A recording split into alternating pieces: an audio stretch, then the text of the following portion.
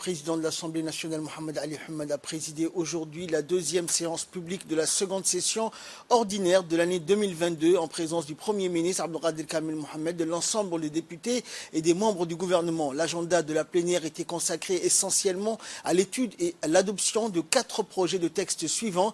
La loi portant ratification par la République de Djibouti de la charte africaine sur la sécurité routière, la loi relative aux activités de lancement d'opérations de vol et de guidage d'objets spatiaux, la loi portant création du fonds de soutien pour le handicap et la loi de finances portant budget rectificatif de l'État pour l'exercice 2022. Le président de l'Assemblée nationale, avant l'ordre du jour précité, a exprimé au nom de la représentation nationale le rejet et la condamnation des attentats terroristes qui ont frappé le pays frère de la Somalie. Il a réitéré le soutien et la compassion du Parlement djiboutien aux familles des victimes et des blessés. Concernant les textes à l'ordre du jour, des échanges constructifs des députés et membres du gouvernement ont été riches et des sujets tels que la sécurité routière, la planification des routes, la recherche spatiale, les diverses applications découlant d'une couverture spatiale de notre pays ont été soulevés. En outre, des bancs de l'hémicycle, le débat précédent, le vote des lois a porté sur la thématique du handicap,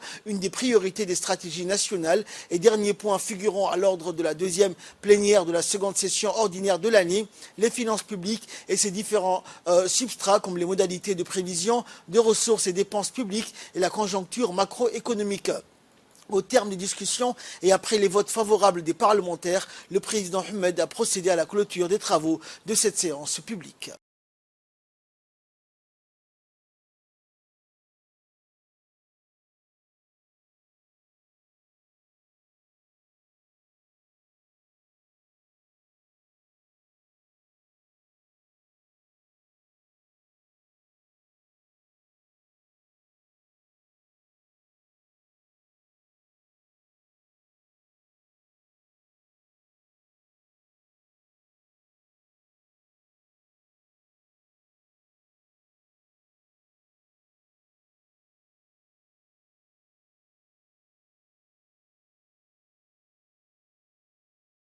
Monsieur le Premier ministre, Mesdames et Messieurs les ministres, Mesdames et Messieurs les députés, Mesdames et Messieurs, je vous souhaite à tous la bienvenue dans notre hémicycle où nous examinerons aujourd'hui plusieurs projets de loi.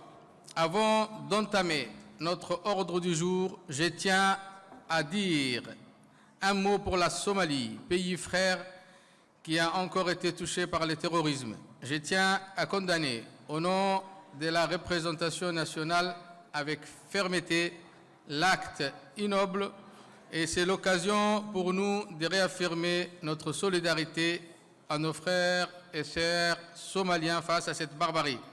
Nous adressons nos plus sincères condoléances aux familles des victimes et un prompt rétablissement aux nombreux blessés.